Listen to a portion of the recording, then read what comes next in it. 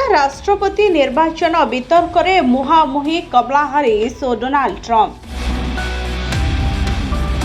Philadelphia national constitution ସେଣ୍ଟରରେ ଚାଲିଛି ବାକ୍ଯୁଦ୍ଧ। America ନିର୍ବାଚନକୁ ଆଉ 8 ସପ୍ତାହ ବାକି ରହିଥିବା ବେଳେ ପରମ୍ପରା ଅନୁଯାୟୀ ଦୁଇ ରାଷ୍ଟ୍ରପତି ପ୍ରାର୍ଥୀଙ୍କ ମଧ୍ୟରେ ବିତର୍କ ଆରମ୍ଭ ହୋଇଛି।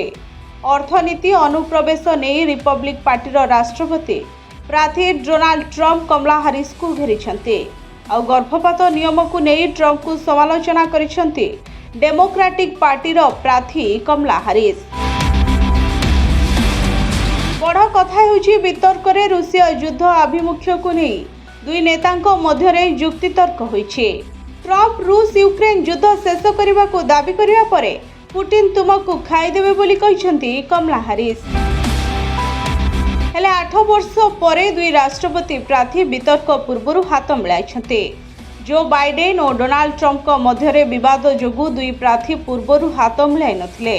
ତେବେ ଟ୍ରମ୍ପଙ୍କୁ ଟାର୍ଗେଟ କରି ହାରିସ୍ କହିଛନ୍ତି ଟ୍ରମ୍ପ କ୍ଷମତାକୁ ଆସିଲେ କୋଟିପତି ଏବଂ କର୍ପୋରେଟ୍ ଟ୍ୟାକ୍ସ କମ୍ କରିଦେବେ, କିନ୍ତୁ ସେମାନେ ମଧ୍ୟବିତ୍ତ ପରିବାରକୁ କାର୍ଯ୍ୟ କରୁଥିବା କହିଛନ୍ତି ହାରିସ୍।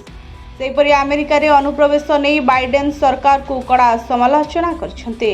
ଡୋନାଲ୍ଡ ଟ୍ରମ୍ପଙ୍କ ଭୁଲ ନୀତି ଯୋଗୁଁ ଦେଶରେ ବେରୋଜଗାରୀ ବଢ଼ିଥିବା କହିଛନ୍ତି ହାରିସ୍।